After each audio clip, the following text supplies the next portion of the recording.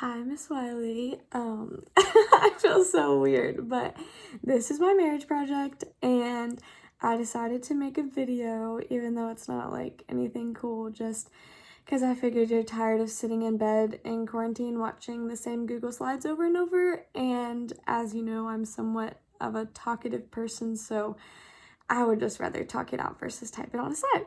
So I hope you enjoy. I know you said no reading off paper, but it's not like I could memorize every single answer, so I didn't make a script or anything. I was just gonna like go through them, talk about it, synthesize as the rubric says, and look at the answers and then kind of talk about it.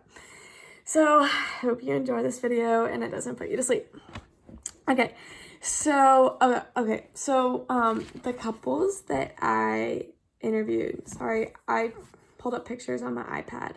But okay, so the first couple that I interviewed was Brenda and Mark Stewart, and I know you know who they are, but like I provided a picture. And then they've been married for 32 years. And then my next couple was Mr. and Mrs. James. I don't know if you know Erica James, but I think she's in Mr. Hayes' class. But I interviewed her parents, and they've been married for 20 years in November. And this is them, this really low quality picture that she sent me, but that's them. And then my third couple was my dad and Kathy. It's my stepmom, and they've been married for 8 years. And then this is a family picture of us. I don't know, maybe it's flipped to you and it looks kind of weird, but that's the best I can do as far as pictures. I don't know how to like high-techly put them in the corner or something. And then the last couple that I did was Mr. and Mrs. Leeper, and I'm in this picture, but Mr. Leeper's not, so I have a couple picture too. And I know what you're thinking right now. You're like, okay, Nikki, did you seriously have to interview your boyfriend's parents? And I don't know if you knew we were dating. Well, now you do. But honestly, even if we weren't dating and you told me to find 4 couples that I wanted to interview, I think I would probably still choose them because I've like known them since middle school. I've known his parents pretty well since like middle school. And I don't know, I think they easily have like one of the best marriages I've ever seen before. So I definitely, and like a lot of my answers that I'll talk about are from them because I feel like they kind of give me the best answers. So that's my explanation for them. And then obviously the other 2 are some of my best friends. So that's why it was easy for me to go to them. Okay, now to start with the questions. So for number 1, when it was asking about what's one thing you did right and one thing you wish you did differently. Okay, so as far as the right goes, sorry, you're gonna hear me shuffling papers because I have all my interviews printed out.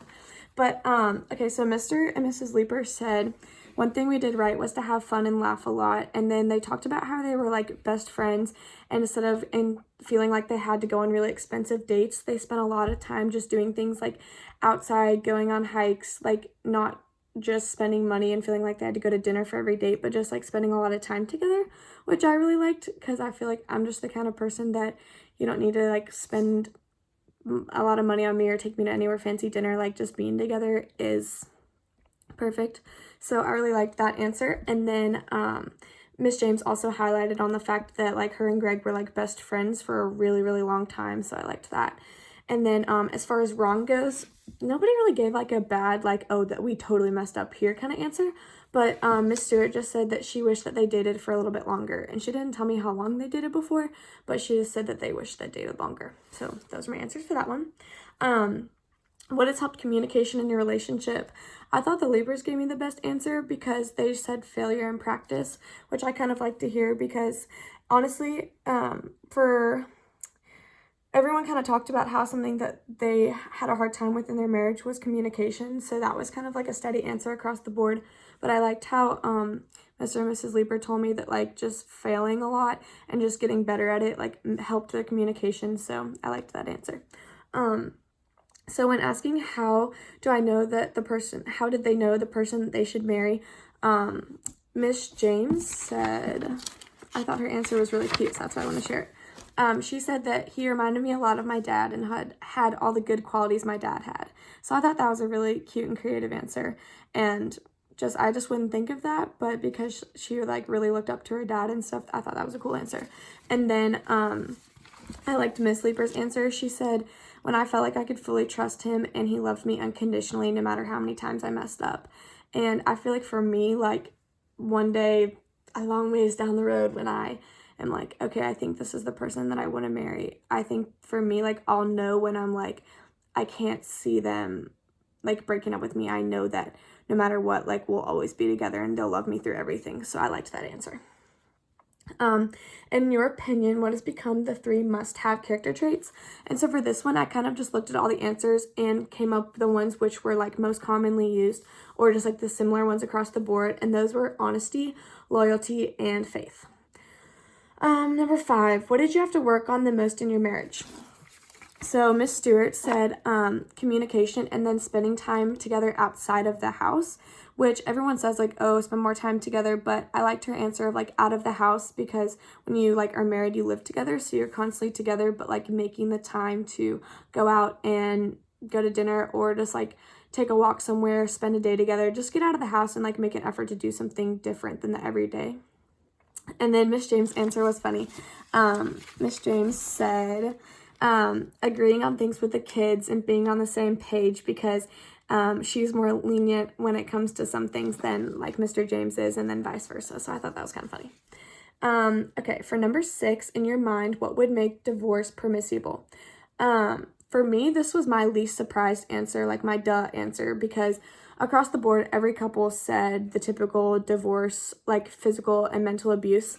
Miss Stewart said it in a really cool way. She said the 3 A's. Abuse, you must immediately leave. Adultery, 1 chance if you want, but personally I think no chance, but reconciliation is always important. And then addiction, she said you can try to help, but there may come a time when you can't help and you're putting yourself or possibly your children in serious harm. And then she gave an example to say, I know a woman who left her husband when she found out that he had driven drunk with her kids in the car. And I kind of didn't think about the addiction one, but I know that if I had like a husband that continuously had a drinking problem and was putting my kids at risk, that would definitely be something that I feel like I would need to walk away from. So I thought that was a good answer. But then also, for the divorce permissible part, something that I was kind of intrigued to see who is going to answer, like how they would answer this is my stepmom. I interviewed my stepmom instead of doing my dad and them together. I just did her. And I was kind of interested to see what her answer would be, considering the fact that my dad was divorced before. So they're the only couple in here that has been divorced that I interviewed. So Kathy, my stepmom, had never been married before, but my dad obviously divorced my mom. So I was kind of interested to see what her answer was going to be towards that one, like since her spouse had divorced someone. And then she said something that no one else said, which was divorce is permissible if one's unfaithful, or she said breaks an oath taken during their vows, which I thought was kind of interesting. I don't know, like, if she was alluding to anything there, but I won't go into that one. But yeah, so I thought that was kind of interesting. How has faith played or not played a role in your marriage? Okay, so I'm just going to share most of my answers for these ones because they were a little bit different for every couple. Miss James was really honest and was like, maybe this isn't the Cal answer, but Mr. James isn't really faith-based and doesn't really have a relationship with the Lord that much. And where she like tries to go to church, like cares to go like during the holidays and things, but she was like, to be honest, we really don't have anything faith-based in our marriage. And then Mr. and Mrs. Leeper and the Stewarts all gave a very similar answer where they were like, faith is so important, like it needs to be the core of your relationship. Like, and then also I really liked about how Miss Leeper said, we were both walking our own spiritual walk before we walked it together. We also did premarital counseling. And so I know like when I get married, the premarital counseling is definitely something I want to do. And so I liked her answer for that. But something that both of those couples really highlighted on was how important faith really was. I just noticed this is 10 minutes. I hope this isn't too long or it's really boring. But I just like to go in depth. But so I liked those answers. And then something that was most surprising, my most surprising answer on the rubric, so you can check that off now, was my stepmom's answer for this one. And that was, she said to this question, faith plays a huge role in our marriage. We were raised very similarly. My stepmom is Catholic and my dad's Lutheran. And she said where our families were very close to their pastors and priests. And then she said we have the same beliefs and God is the center of our marriage. Faith plays a big part in our family. And then while my kids are not Catholic, talking about me and Troy, they respect my religion, and then we go to Catholic church with her sometimes. So I honestly thought that answer was kind of interesting. I don't know if that's something that my dad and Kathy talk about on their own, but personally, as a family, when I'm at my dad's house, we really don't discuss anything faith. Obviously, we go to a Christian school, and pretty much the only time that we like have discussions like that or do anything like that is to pray before meals. And sometimes, like Kathy said, we'll go to her Catholic church just because we don't go to Catholic church very often. So every maybe 2 months we'll go down there with her. And then we used to go to my dad's Lutheran church, but it's really small, which is really boring. And I mean, like, we're so busy, we kind of just stopped going as a family. But so pretty much now, I go to my dad's every other weekend. So on Sundays, most of the time, I'll just wake up and get dressed and just go to Southeast by myself. And maybe I'll find somebody from Cal and sit with them in the block. Or sometimes I'll sit with Luke and his family. But so definitely when I'm at my dad's house, faith isn't really something that we talk about. And that's kind of something that I do on my own here. So I thought that was kind of an interesting answer. I didn't know if she just kind of put that or if that was kind of like maybe like an unspoken thing between their marriage. But yeah, so that was kind of interesting.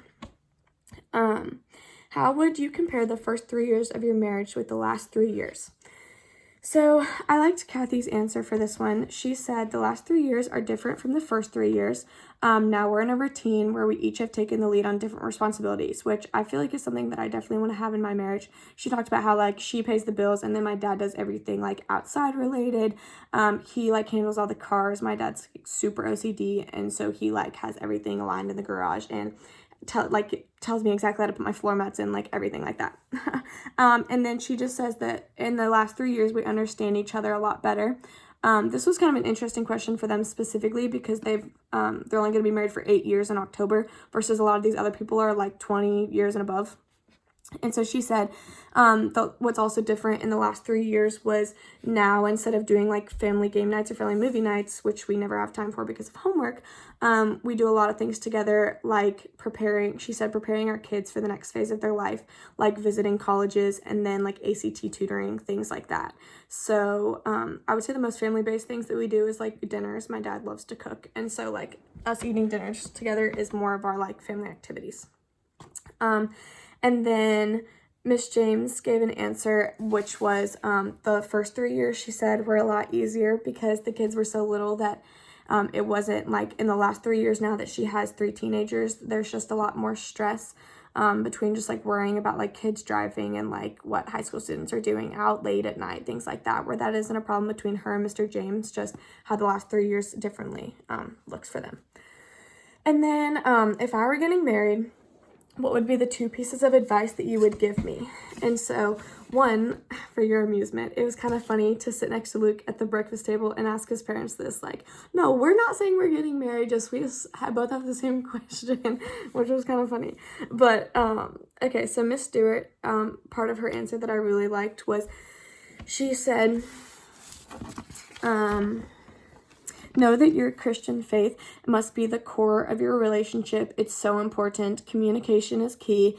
And then she was like, I have to add one more thing, and that's you need to respect each other in every way possible in your marriage. And then I thought that the Leapers gave really good advice because I interviewed him when I was with Luke. So his mom gave me 2 pieces of advice, and his dad gave him 2 pieces of advice. And theirs was... okay. They gave a lot. But Miss Leeper said, put God first and put each other second. Be able to live on one income and use the other for savings. So obviously in the beginning, like that isn't, you probably need both incomes to get yourself started. But they just talked about how like being able to live on one income and put the other for savings. And then they also said a good rule of thumb is just because you can live that way with your money doesn't mean you have to. And like this funny kind of rule of thumb that Mr. Leeper said was have the cheapest house in the neighborhood and you'll be rewarded later. It's better to sacrifice early, but there comes a time when it's time to enjoy the fruits of your labor. So I really liked that one. I feel like my mom, who's not married anymore, is more of a kind of person that's like, oh, I like to... She like can be really frugal or like want to go all out and do the nicest things, but I liked that, where just because you can live a certain way doesn't mean you have to. So I really liked that answer. And then Miss James said, enjoy the little things, which I liked. Okay, number 10. Would you recommend your marriage to a generation that is delaying or avoiding it, and why? Of course, everyone said yes because they're married. Personally, if I asked my mom, she would probably say no, because we can talk one-on-one one day about that. I love my mom, and she's one of the greatest people I know, but she's kind of been 2 for 2 with bad marriages. Her and my dad got divorced after being together for like 27 years, and my dad definitely didn't treat her very good, and he like left her for my current stepmom. And then my mom got into a relationship when I was in 4th grade, and then it just ended my junior year with somebody who's abusive. So she would probably say no to that answer, but of course, if you want to talk one-on-one, we can definitely talk about that later, but we won't get sidetracked. And then Miss James just said, don't jump into it with the right person. And she highlighted on the fact that, like, because her and Greg got married a lot later, and they were engaged for like 7 years before they actually ended up getting married. And she was just like, don't feel because all your friends are getting married, you have to. And then Kathy also highlighted, because Kathy had never been married before she married my dad, like, you're never too old to get married, so don't feel like when you're young you just have to. She waited a long time until her and my dad ended up getting married. Okay, finally, the 3 key most helpful things that I learned. I really liked just how much faith was stressed when reading this, and just how it needs to be the core of a relationship for it to really work. I liked the Leaper's advice to me as far as getting married went, and I kind of went in depth to that a second ago, just about like the incomes and how you don't have to live a certain way. And then also I liked their answer about failure and practice makes for the best communication. I just really liked knowing that, like, you know, you're not going to have perfect communication in the beginning, and like, if you make mistakes, that just makes you get better at it. As far as if this did or didn't change my perception of marriage, nothing was really like changed. Like, I was like, oh, I didn't want to get married before, and now I am. I know that I've definitely wanted to get married, but like I said when I got off on a tangent, I interviewed my dad and Kathy because they're obviously married, but to be honest, growing up, I haven't had a very good example of what a good marriage looks like. So I went to a few couples that obviously aren't in my family.